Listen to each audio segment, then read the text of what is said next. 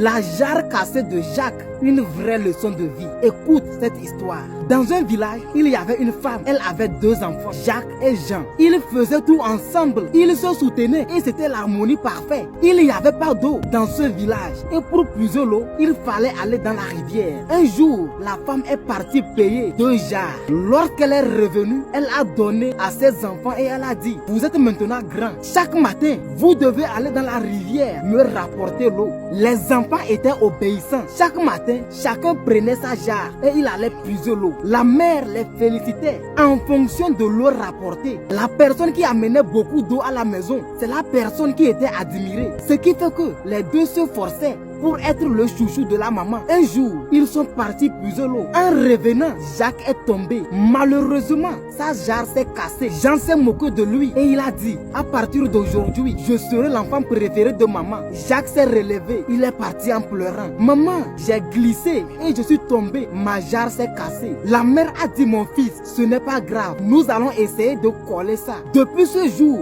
la jarre a commencé par couler. L'eau coulait de la rivière jusqu'à la maison. Ce qui fait que Jacques ramenait chaque matin la moitié. Jean se moquait de Jacques. Un jour, il a dit à la maman: pourquoi tu ne me payes pas une autre jarre? Je suis inutile, je ne ramène pas beaucoup d'eau à la maison. La mère a fait asseoir ses 2 enfants et elle a dit: mes enfants, depuis le jour où il a cassé sa jarre, les fleurs qui étaient tout le long du chemin étaient secs. Aujourd'hui, si vous regardez tout le long du chemin, c'est bien joli.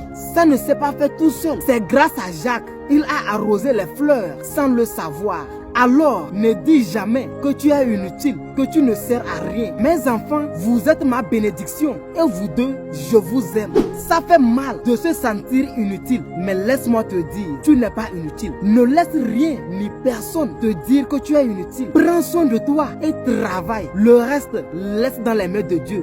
Est-ce que tu t'es une fois senti inutile? Si oui, tu n'es pas le seul. Partage cette vidéo à quelqu'un, ça pourra lui faire du bien. Et dis-moi dans les commentaires quelle est la leçon de morale qu'on peut tirer de l'histoire là.